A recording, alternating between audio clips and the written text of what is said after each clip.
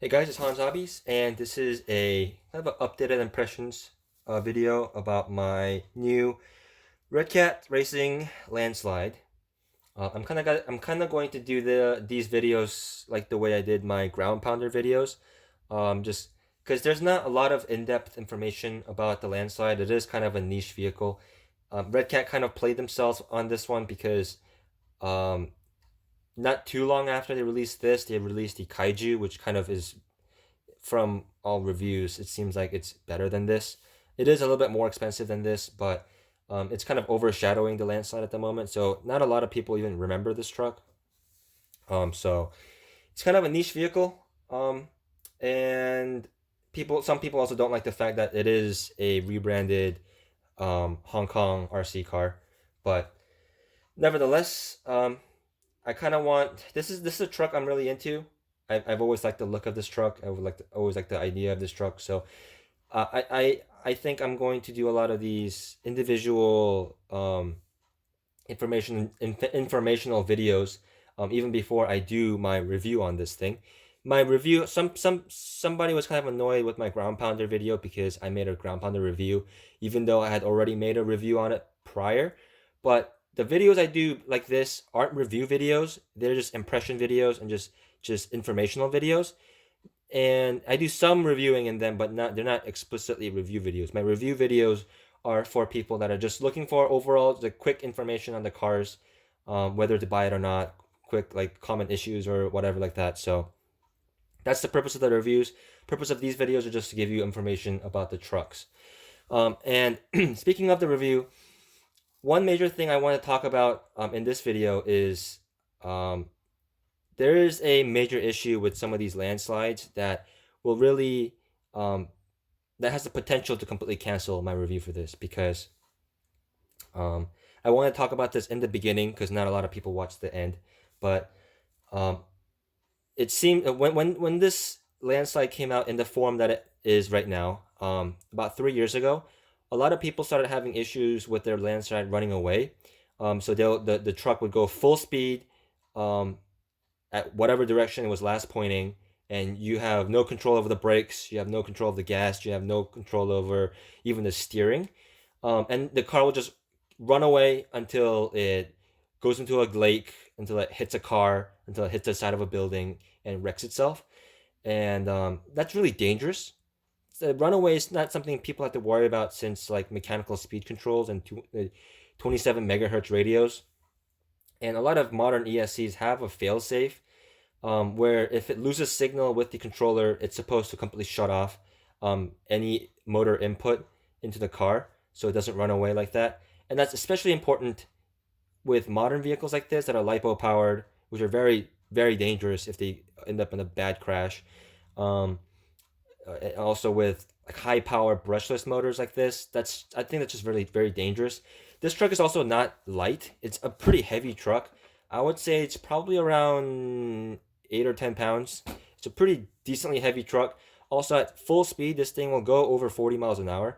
And if that thing full speed runs away from you, no control, and it hits someone, it hits a person, hits someone's dog, it hits a car, it could cause a lot of personal damage, a lot of property damage, and it's just not to mention the fact that you just lost a $300 investment on top of that. That's really dangerous, and it's not acceptable, I think. And Redcat did note that issue and have made some updates to the trucks. And if you contact them about that issue, they are quick to help you out with it. But I think this is more than a warranty thing. I think it's something that they really have to do, maybe like a more in-depth, serious investigation on, so that and really step up their quality control of these trucks, so that issue becomes almost non-existent. It's impossible to say 100% of the trucks are gonna be okay, but um, they have to get it to the point where it's almost non-existent. But unfortunately, even with the updates, they've updated. I think they've updated the ESC in it. But even with the updates, I reading Amazon reviews, there are still very recent reviews. Um, even ones from like a few weeks ago, a few months ago, this year. A lot of people have been buying RC cars due to COVID and just kind of trying to have fun at home. And a lot of Redcat cars tend to sell because they are an attractive price. But a lot of those more recent reviews, way too many of them were complaining about the runaway issue. Out of I think the 10 or so reviews I've read, probably 3 or 4 of them have had the runaway issue, and that's percentage wise. That's a pretty high percentage. Reading more like farther down, you do see more issues pertaining to that. So it doesn't seem like they've gone and done a full recall or full fix for these, even with the updated ones. And this is a updated one, I know, because it came with the updated box. It came with the more updated the modern graphic aesthetic radio. So it's safe to say that this should be an updated model, and there's other things that prove to me that this is an updated model, but I'll talk about that in a second. But even with the updated model, it seems like a lot of people are having that issue. So this is where I talk about the how this affects my review. So if with my truck, if I also have that runaway issue, there's no review for this truck.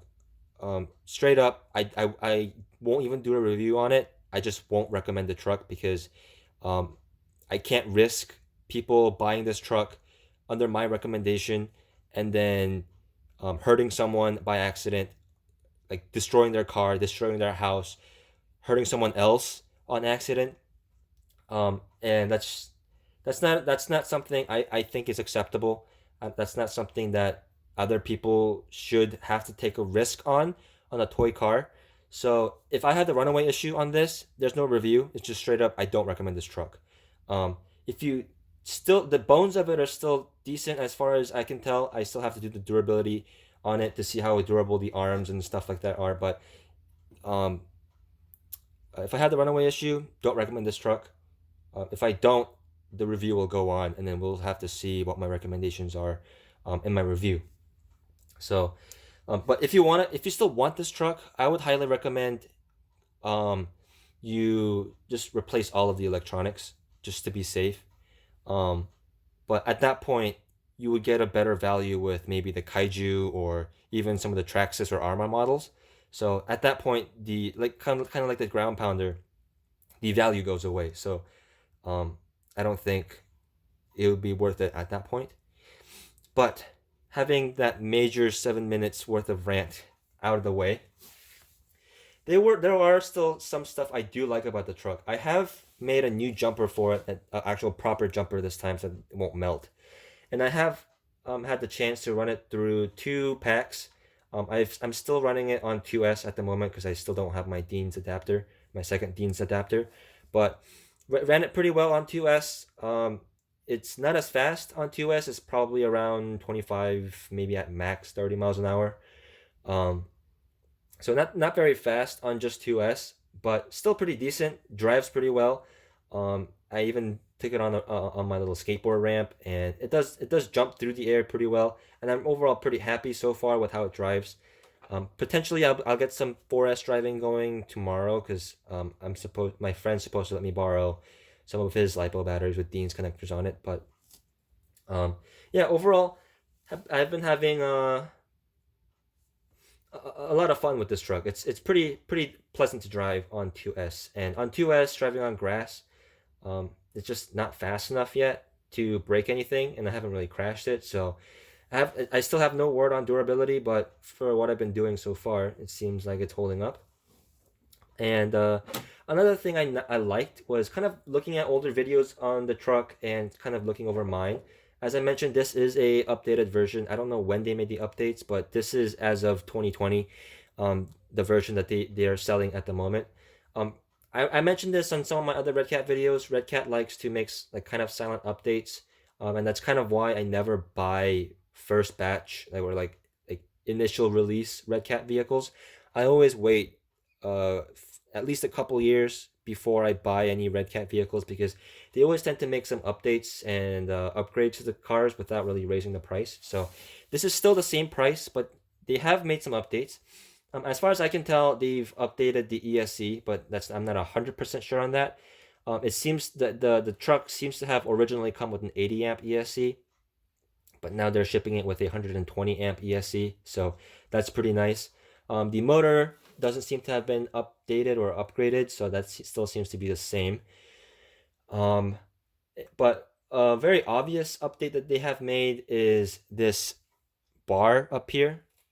The original, if the other YouTube videos you'll see on this truck, it won't feature this bar up front, and the reason that they put the bar here is because with a lot of these flat pan chassis style, like front and rear diff, like 4-wheel drive style vehicles, um, if you see a lot of the 10 scale ones and even a lot of the 8 scale ones, you'll always see there's a upper brace on here, because what tends to happen is when you land a jump or go on a ramp or crash in the front, the front or the rear of the chassis tends to bend, because naturally to fit the diff and the suspension arms, the chassis always thins out, gets skinnier towards the ends, so it tends to bend up here.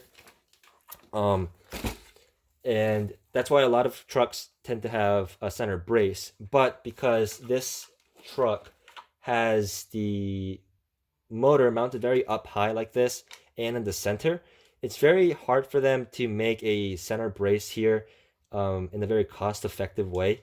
Because to make a center brace for this, you would either have to make a custom thing down here and then brace it to that, which doesn't seem like that's gonna really work, or make a brace that goes from the front gear diff housing to the rear diff housing, and have a cutout in the chassis brace to go like around this area before connecting back here, which is a lot of CNC work, and I don't think that's very cost effective, and will probably raise the price of it, though I do think it might be worth a slight price uptick, because it is still significantly cheaper than a lot of its competition. But they have added this front brace here because a lot of people tend to bend the front, and when you bend the chassis, what ends up happening is people bend the front or rear center dog bone drive shafts, and especially with COVID and everything like that, parts are really hard to come by, and a lot of commonly broken parts like A-arms, and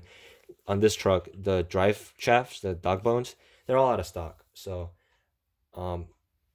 it'd be really a bummer to break anything on the truck at the moment. But they did put this brace here to hopefully brace the front of it, which I do like that they did that. The front of the chassis definitely is a lot stiffer. I don't know how loose it was before, but from what I can feel, it seems like it's stiffer, and naturally it's gonna be stiffer than not having it. But even with that said, I did notice there's a hole in the middle of this brace here. I don't know if you can see that. There's a tiny little hole right there, and that I noticed that this link is basically the same one that came on my Redcat ground pounder. And on my ground pounder, I noted that those links are pretty soft. They bend kind of easily, because I believe they are hollow inside. So they're not the stiffest link to use. So I don't know about using it as a brace like that, but still, like I said before, it should be better than not having a brace at all. So I do like that they did that, but I will soon not be needing this either, because I mentioned that center brace design.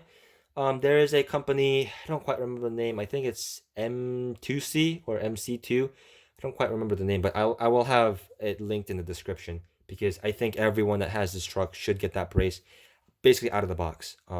There is a Redcat dealer that does sell it in a bundle for cheaper, for like $350, which is cheaper than you getting the truck and the brace separately. The brace is $80, so it'll bring the total price of the truck up to $380. But whether if you get the bundle and get it for $350 or get the brace separately and get it for $380, as long as the electronics are safe, I think that's still a pretty good deal, because a lot of its competition, like I said, is at least at the $400, if $500, $600 range. So still pretty good value on the truck, even with the brace. And basically what the brace is, exactly like I mentioned, it's like an aluminum brace that goes from this front point here, and there's another screw right there. It locks those together, ties those together. There's also some center bracing back here that for it, and it has a cutout to go around the motor and the housing here. So seems like a pretty good design chassis plate, stiffener plate. So I have ordered one of those, and I'm waiting to get that in the mail, and we'll see how that goes.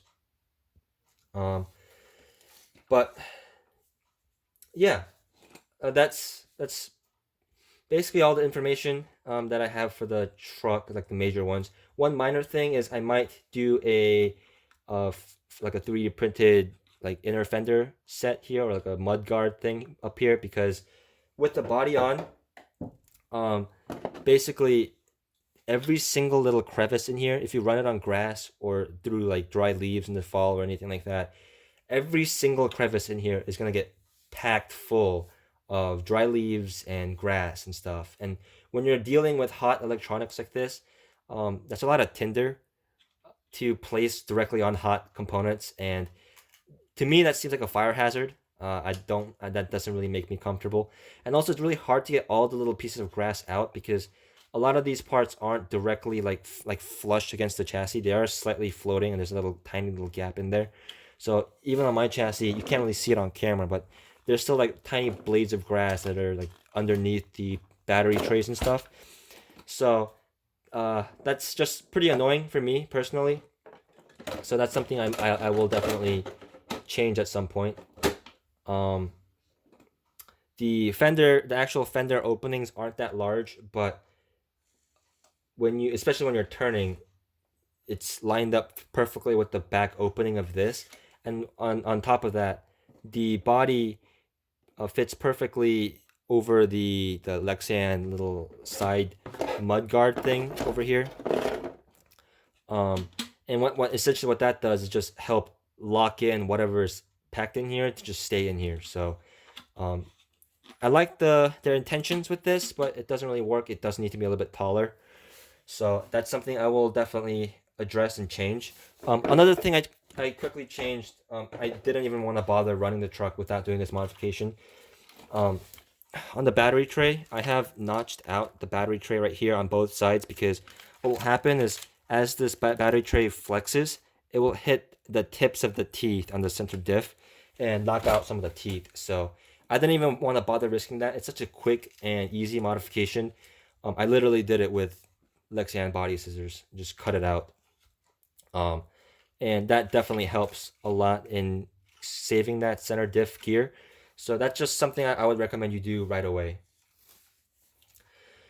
But yeah, overall, I think it's a pretty impressive looking truck. Just quick last minute thing. I know the video is kind of long already, but it's kind of has to do with the chassis bending issue. You will know that your chassis is bent when your body does not fit properly. So you can see here, my body just basically dropped right on. If your chassis is bent, your body holes won't line up anymore, and at that point, you know your chassis is bent. So fortunately, mine's not bent yet, so hopefully it stays that way. But yeah, I've been having a lot of fun with this truck, and as long as those electronics behave, so far it's on the recommended spectrum. I still have to test the durability, like I mentioned, but so far I'm really liking this truck. I'm really gonna be able to test this truck out tomorrow. I'm taking it to a local park, which has like a RC track on it and just a bash field. So that should be a lot of fun. But yep, this is another long informational video. If you guys found this thing helpful or enjoyable or whatever, give me a like, subscribe, comment down below any thoughts you have. And as always, thank you guys so much for watching, and I will see you guys next time.